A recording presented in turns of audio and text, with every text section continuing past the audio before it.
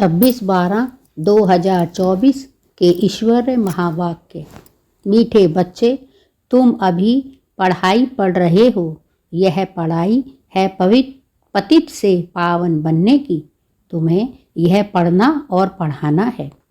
प्रश्न, दुनिया में कौन सा ज्ञान होते हुए भी अज्ञान अंधियारा है?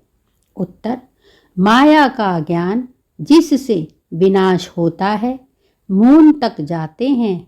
यह ज्ञान बहुत है, लेकिन नई दुनिया और पुरानी दुनिया का ज्ञान किसी के पास नहीं है। सब अज्ञान अंधियारे में है। सभी ज्ञान नेत्र से अंधे हैं। तुम्हें अभी ज्ञान का तीसरा नेत्र मिलता है।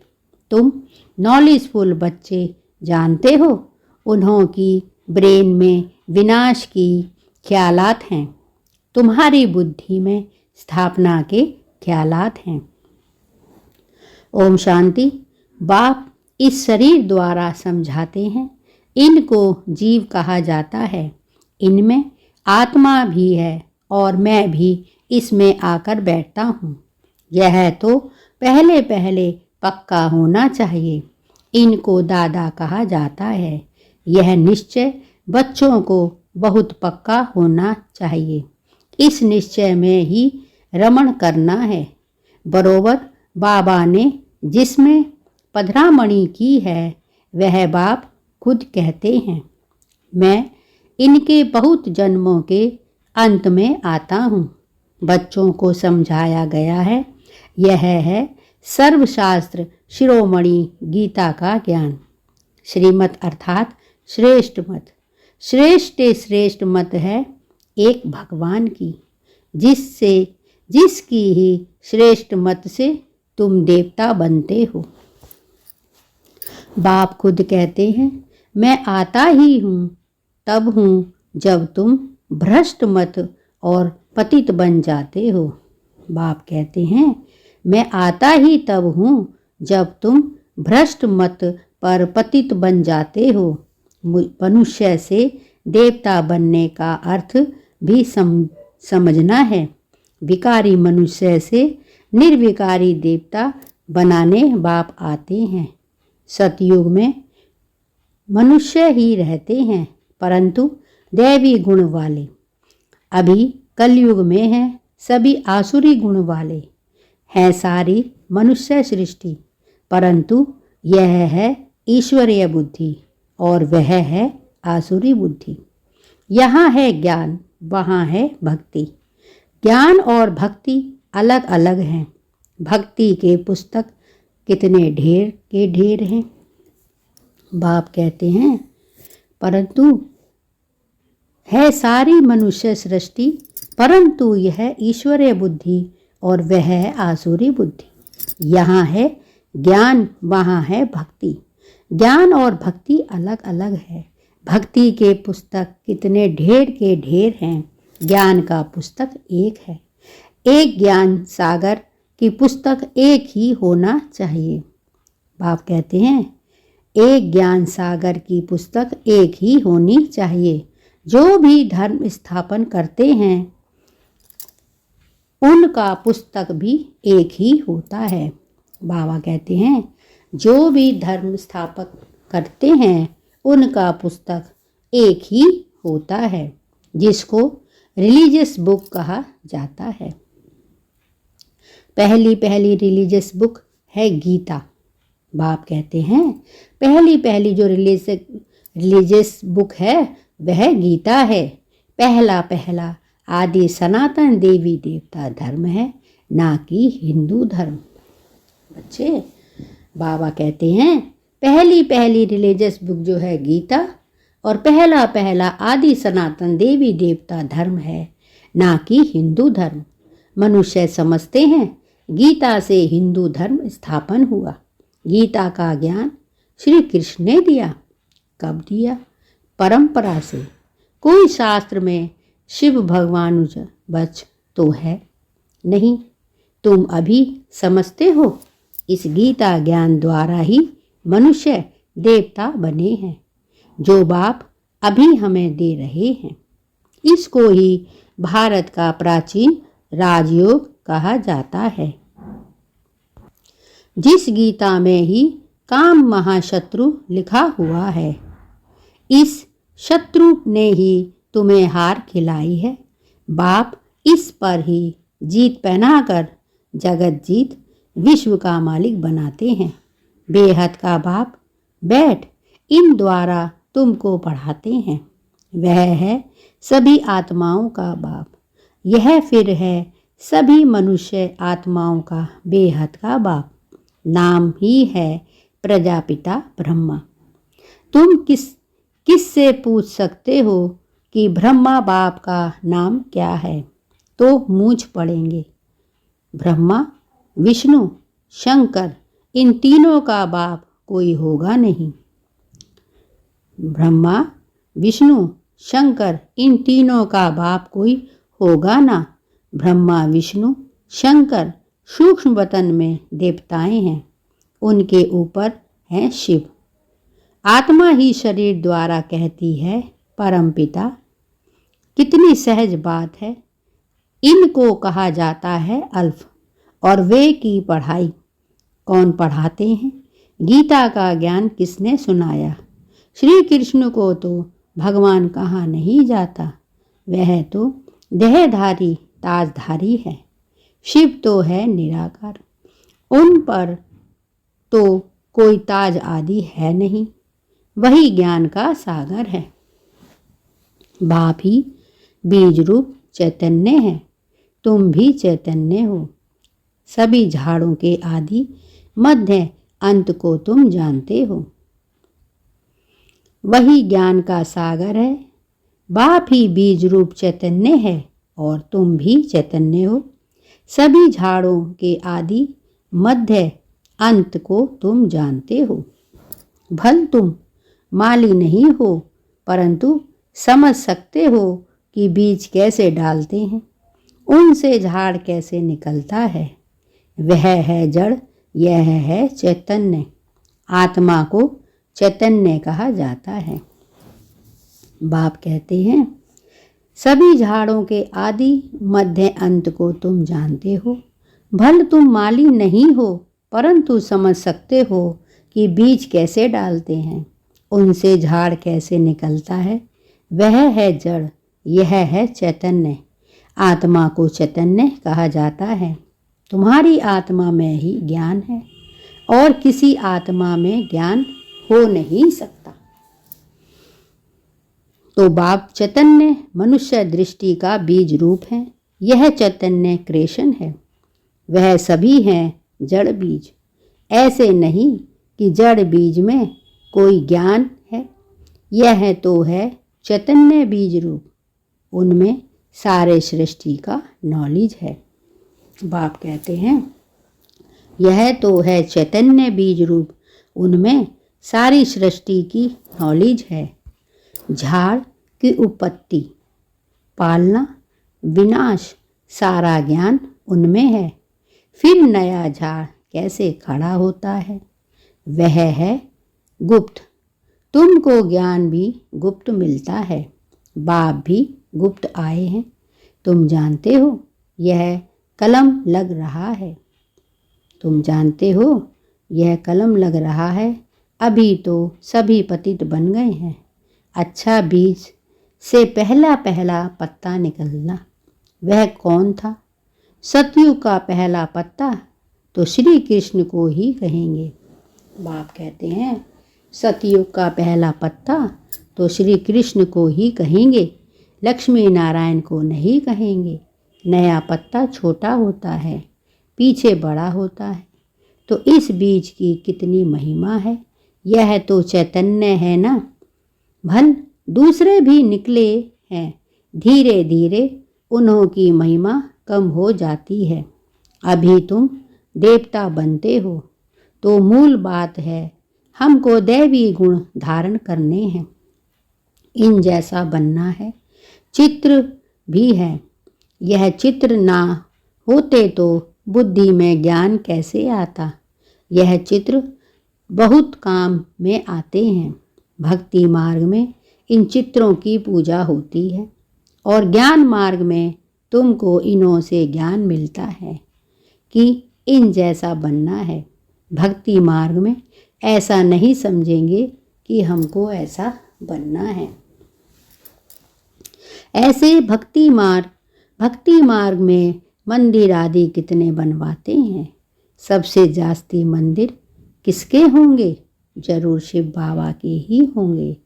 फिर उनके बाद कृष्ण के होंगे, उसके बाद क्रिएशन के होंगे। पहली क्रिएशन यह लक्ष्मी नारायण है, तो शिव के बाद इनकी पूजा जास्ती होगी। माताएं जो ज्ञान देती हैं उनकी पूजा नहीं, वह तो पढ़ती हैं। तुम्हारी पूजा अभी नहीं होती।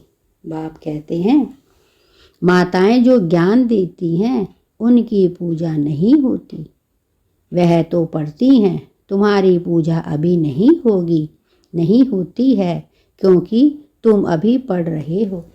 जब तुम पढ़कर अनपढ़ बनेंगे, जब तुम पढ़कर अनपढ़ बने फिर पूजा होगी। अभी तुम देवी देवता बनते हो। सतयुग में बाप थोड़े ही पढ़ाने जाएंगे, वहाँ ऐसी पढ़ाई थोड़े ही होगी। यह पढ़ाई पतितों को पावन बनाने की है। तुम जानते हो हमको जो ऐसा बनाते हैं उनकी पूजा होगी, फिर हमारी भी पूजा नंबरवार होगी।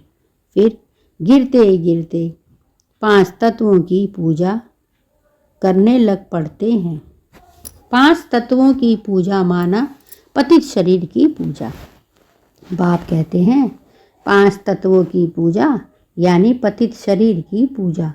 यह बुद्धि में ज्ञान है, यह बुद्धि में ज्ञान है कि इन लक्ष्मी नारायण का सारे सृष्टि पर राज्य था। यह ज्ञान है बुद्धि में कि इन लक्ष्मी नारायण का सारे सृष्टि पर राज्य था। इन देवी देवताओं ने राज्य कैसे और कब पाया, यह किसको पता नहीं है कि लाखों वर्ष कह देते हैं। लाखों वर्ष की बात तो किसकी बुद्धि में बैठ ना सके, इसीलिए कह देते यह परंपरा से चला आता है।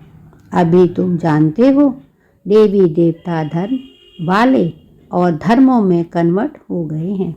बात कहते हैं अभी तुम जानते हो देवी देवता धर्म वाले और धर्मों में कन्वर्ट हो गए हैं। जो भारत में है वह अपने को हिंदू कह देते हैं, क्योंकि पतित होने कारण देवी देवता कहना शोभता नहीं।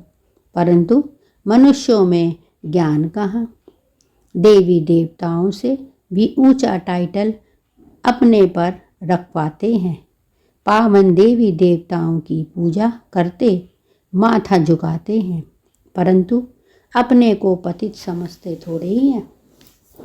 परंतु अपने को पतित समझते थोड़े ही हैं। पावन देवी देवताओं की पूजा करते माथा झुकाते हैं, परंतु अपने को पतित समझते थोड़े ही हैं। भारत में खास कन्याओं को कितना नमन करते हैं, कुम्हारों को इतना नहीं करते। मेल से ज़्यादा फीमेल को नमन करते हैं, क्योंकि इस समय ज्ञान अमृत पहले इन माताओं को मिलता है। क्योंकि इस समय ज्ञान अमृत पहले माताओं को मिलता है। बाप इनमें प्रवेश करते हैं। यह भी समझते हो यह ब्रह्मा बाबा ज्ञान की बड़ी नदी है। ज्ञान नदी भी है, फिर पुरुष भी है। ब्रह्मपुत्रा नदी सबसे बड़ी है। बाप कहते हैं ज्ञान नदी भी है, फिर पुरुष भी है। ब्रह्मपुत्र नदी सबसे बड़ी है, जो कलकत्ता तरफ सागर में जाकर मिलती है। मेला भी वहाँ ही लगता है, परंतु उन्हें यह पता नहीं कि यह आत्माओं और परमात्मा का मेला है। वह तो पानी की नदी है जिसका नाम ब्रह्मपुत्रा रखा है। वह तो ब्रह्म को ईश्वर कह देते हैं, इसीलिए ब्रह्मपुत्रा को पावन समझते हैं। पतित पावन वास्तव में गंगा को नहीं कहा जाता है। यहाँ सागर और ब्रह्म नदी का मेल है। बाप कहते हैं यह फीमेल तो नहीं है जिस द्वारा एडॉप्शन होती है। यह बहुत गुइयाँ समझने की बातें हैं जो फिर प्रायलोप हो जानी हैं। फिर बाद में मनुष्य इस आधार पर शास्त्र आदि बनाते हैं। पहले हाथ के लिखे हुए शास्त्र थे, बाद में बड़ी बड़ी मोटी किताबें छपवाई हैं। संस्कृत में श्लोक आदि थे नहीं। यह तो बिल्कुल सहज बात है ना। मैं इन द्वारा राजयोग सिखलाता हूँ, फिर यह दुनिया ही खल्लास हो जाएगी। शास्त्र आदि कुछ भी नहीं रहेंगे। फिर भक्ति मार्ग में यह शास्त्र आदि बनेंगे। मनुष्य समझते हैं यह शास्त्र आदि परंपरा से चले आए हैं। बाप कहते हैं शास्त्र आदि कुछ भी नहीं रहेंगे। फिर भक्ति मार्ग में यह शास्त्र आदि बनेंगे। मनुष्य समझते हैं यह शास्त्र आदि परंपरा से चले आए हैं। इसको कहा जाता है ज्ञान, अज्ञान, अंधियारा। अभी तुम बच्चों को बाप पढ़ाते हैं जिससे तुम सोजरे में आए हो। सतयुग में है पवित्र स्मृति मार्ग, कलयुग में है सभी अपवित्र प्रवृत्ति वाले हैं। यह भी ड्रामा है। बाद में है निवृत्ति मार्ग जिसको संन्यास धर्म कहते हैं। कलयुग में है सभी अपवित्र प्रवृत्ति वाले, यह भी ड्रामा है। बाद में है निवृत्ति मार्ग जिसको संन्यास धर्म कहते हैं। जंगल में जाकर रहते हैं, वह है हद का संन्यास। रहते तो इस पुरानी दुनिया में है, अभी तुम जाते हो नई दुनिया में। तुम्हें तो बाप से ज्ञान का तीसरा नेत्र मिला है, तो तुम कितने नॉलेजफुल बनते हो। इससे जास्ती नॉलेज होती ही नहीं। वह तो है माया की नॉलेज जिससे विनाश होता है। तो लोग मून चांद पर जाकर खोज करते हैं। तुम्हारे लिए कोई नई बात नहीं। यह सभी माया का पांप है। बहुत शो करते हैं, अति डिप्रेशन में जाते हैं, डीपनेस में जाते हैं कि तुम कमाल करके दिखाओ। बहुत कमाल करने से फिर नुकसान हो जाता है। उन्हों के ब्रेन में विनाश के ही ख्यालात आते हैं। क्या क्या बनाते रहते हैं। बनाने वाले जानते हैं इससे ही विनाश होगा। ट्रायल भी करते रहेंगे, ट्रायल भी करते रहते हैं। कहते भी हैं 2 बिल्ले लड़े, माखन तीसरा खा गया। कहानी तो छोटी है परंतु खेल कितना बड़ा है। नाम इन्हों का ही बाला है, इन द्वारा ही विनाश की नूंद है। कोई तो निमित्त बनता है, बनता ना। क्रिश्चियन लोग समझते हैं पैराडाइज था पर हम नहीं थे। इस्लामी बौद्धि भी नहीं थे, फिर भी क्रिश्चियन लोग ही समझ अच्छी है। भारतवासी कहते हैं देवी देवता धर्म लाखों वर्ष पहले था, तो बुद्ध ठहरे ना। बाप भारत में ही आते हैं। जो महान बेसमझ है उन्हें ही महान ते महान समझदार बनाते हैं, परंतु फिर भी याद रहे तब। बाबा तुम बच्चों को कितना सहज करके समझाते हैं। मुझे याद करो तो तुम सोने का बर्तन बन जाएंगे, तो धारणा भी अच्छी होगी। याद की यात्रा से ही पाप कटेंगे। मुरली नहीं सुनते तो जान रफू चक्कर हो जाते हैं। बाप कहते हैं तुम जितना सहज करके समझाते हैं। बाप तुम बच्चों को कितना सहज करके समझाते हैं। मुझे याद करो तो तुम सोने का बर्तन बन जाएंगे, तो धारणा भी अच्छी होगी। याद की यात्रा से ही पाप कटेंगे। मुरली नहीं सुनते तो ज्ञान रफू चक्कर हो जाता है। बाप तो रहम दिल होने के नाते उठने की ही युक्ति बतलाते हैं। अंत तक भी सिखलाते ही रहेंगे। अच्छा आज भोग है, भोग लगाकर जल्दी वापस आ जाना है। बाकी बैकुंठ में जाकर देवी देवताओं आदि का साक्षात करना, यह सब फालतू है। इसमें बहुत महीन बुद्धि चाहिए। बाप इस रथ द्वारा कहते हैं, मुझे याद करो। अच्छा, आज भोग है, भोग लगाकर जल्दी वापस आ जाना। बाकी बैकुंठ में जाकर देवी देवताओं आदि का साक्षात करना, यह सब फालतू है क्या? इसमें बहुत महीन बुद्धि चाहिए। बाप इस रथ द्वारा कहते हैं, मुझे याद करो, मैं ही पतित पावन तुम्हारा बाप हूँ। तुम्ही से खाऊं, तुम्ही से बैठूं। यह यहाँ के लिए है, ऊपर में कैसे होगा? बाप कहते हैं, मुझे याद करो, मैं ही पतित पावन तुम्हारा बाप हूँ। तुम्ही से खाऊं, तुम्ही से बैठूं। यह यहाँ के लिए, ऊपर में कैसे होगा? अच्छा, मीठे मीठे सिकीलदे बच्चों प्रेत माता पिता बाप दादा का याद प्यार और गुड मॉर्निंग। रूहानी बाप की रूहानी बच्चों को नमस्ते, और हम सब रूहानी बच्चों की रूहानी माता पिता बाप दादा को याद प्यार, गुड मॉर्निंग और नमस्ते। धारणा के लिए मुख्य सार। एक बाप इस द्वारा में प्रवेश, बाप इस दादा में प्रवेश हो हमें मनुष्य से देवता अर्थात विकारी से निर्विकारी बनाने की गीता का ज्ञान सुना रही है। इसी निश्चय से रमण करना है, श्रीमत पर चलकर श्रेष्ठ गुणवान बनना है। बाप इस दादा में प्रवेश हो हमें मनुष्य से देवता अर्थात विकारी से निर्विकारी बनाने के लिए गीता का ज्ञान सुना रहे हैं। इसी निश्चय से रमण करना है, श्रीमत पर चलकर श्रेष्ठ गुणवान बनना है। 2. याद की यात्रा से बुद्धि को सोने का बर्तन बनाना है। ज्ञान बुद्धि में सदा बना रहे, उसके लिए मुरली जरूर पढ़नी और सुनानी है। बाप कहते हैं, याद की यात्रा से बुद्धि को सोने का बर्तन बनाना है। ज्ञान बुद्धि में सदा बना रहे, उसके लिए मुरली जरूर पढ़नी और सुनानी है। वरदान।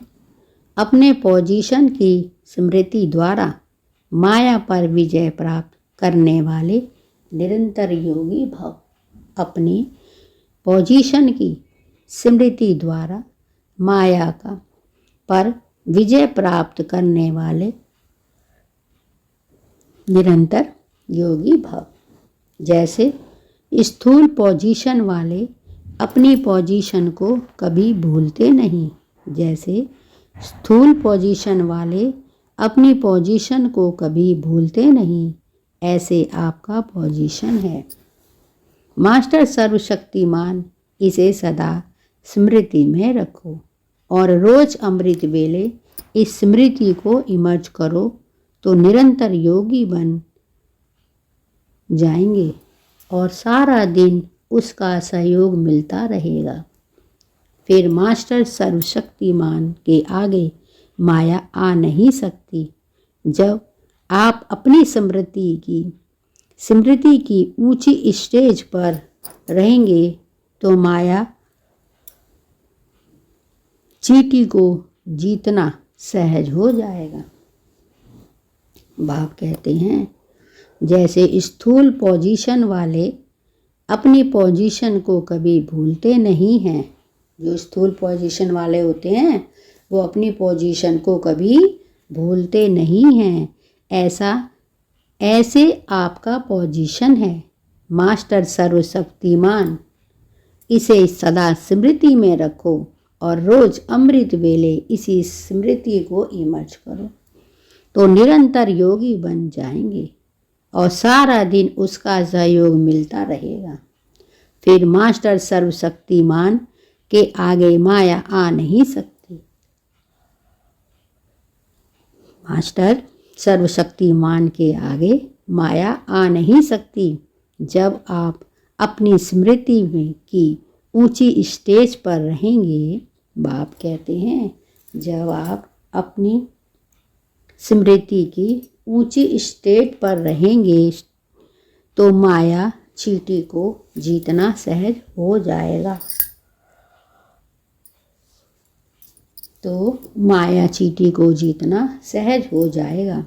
स्लोगन: आत्मा रूपी पुरुष को श्रेष्ठ बनाने वाले ही सच्चे पुरुषार्थी भव। आत्मा रूपी पुरुष को श्रेष्ठ बनाने वाले ही सच्चे पुरुषार्थी भव। यह थे बाबा के आज के अनमोल मधुर महावाक्य। शुक्रिया बाबा, आपका बहुत बहुत शुक्रिया। ओम शांति।